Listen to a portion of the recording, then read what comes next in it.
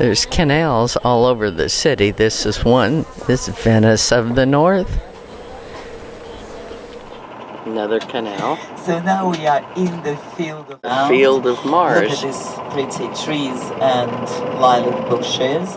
In the center, there is a memorial to those fallen in the revolution of 1917. Granite memorial walls are there. You see the flags of the revolution, white in color, designed as the garden pavilion and as the boat station. And now we are very close to the Michael's Castle. And the Swan Lake also you can see from the coach.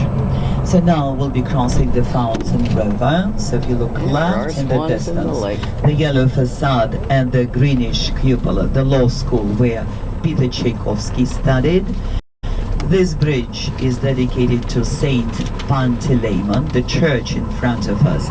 It was built in 1730s. This is the military school where Dostoevsky was a student. This is the so-called onion-shaped cupolas, but we have more churches like this in Europe and more big round domes typical of Southern Europe, like let's say Italy and France. Of Peter the Great, Catherine I, she was dreaming about a summer home in the vicinities of St. Petersburg, and Peter the Great presented to her a huge estate. And at that time he was extremely busy. He traveled to Europe, he traveled in Russia. So Catherine, being very proper Russian wife, at the beginning patiently was waiting for him to invite the architect and to start the construction of their summer home. But one day she got impatient. One of the ministers recommended her German architect Braunstein, and he started the construction of their summer villa. And at the beginning it was very, very small. This is Moscow Avenue. Look at the mile marker on your right, which is made of marble and granite. This is Stalin era housing, and right here we have some modern housing. This is a convent. The Virgin of Kazan, and it's a working convent, so they have 15 nuns living in there. So they're holding the emblems of coat of arms of different provinces of Russia. So this triumphal arch was the border of the city in the mid-19th century. $1. So it means a gallon is about $4. So by this is Stalin-esque apartment buildings. They're still pretty popular. What local people like about them? That the walls are pretty thick, they are soundproof, that ceilings are a kind of high, and they have bigger corridors and bigger kitchens. So the average apartment in here, it's 2-room apartment, and it covers about 60 square meters. So that's how big it is inside. So 1 meter of floor space in here, $2,000 to buy. $200 per month, this is the lowest, and the market rate for the same type of an apartment is $2,000 for the same apartment. So you see the difference, it's 1 to 10. This is a Victory Park from World War II. It's a National Library extension. On the corner, look at this architecture. This architecture is called Stalin Gothic.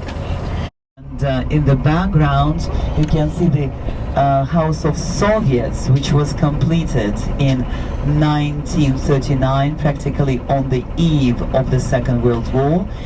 Trees, you can see, they look like, you know, almost 100 figures. They're supposed to represent 100 nationalities that live in Russia, and on the roof you can see the Soviet symbol of Russia. A statue of Lenin. But they're not going to change that because it's part of the architectural style. So today it's scientific research institutes, and it's a business center. So fortunately for us, the capital of Moscow in Russia, remained in Moscow, the capital of the USSR at some time.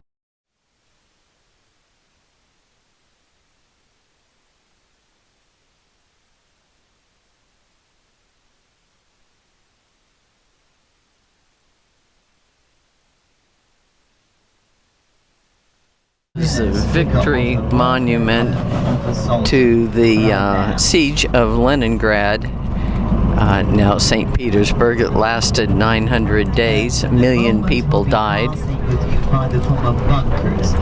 600,000 starved. 400,000 died from the battle. You see the bunkers on the corner on your left-hand side, and on your left-hand side, look at these trees.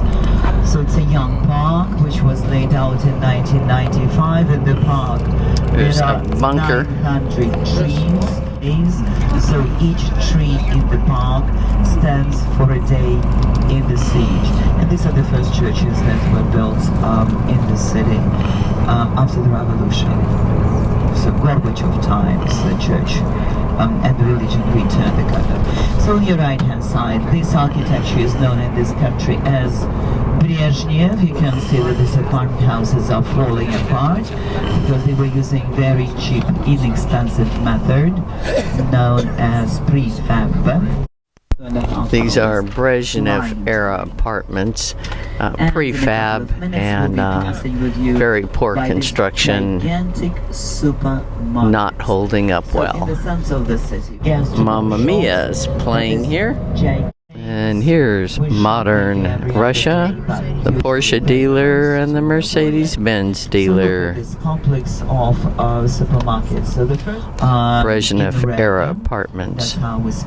Very shoddy. And then will be carousel, so these are land allotments. The government gave people little plots of land so they could grow vegetables. These little houses are pretty much sheds for storing their tools. Except these look like houses here. This is the Egyptian gate. Coming up on your left and on your right.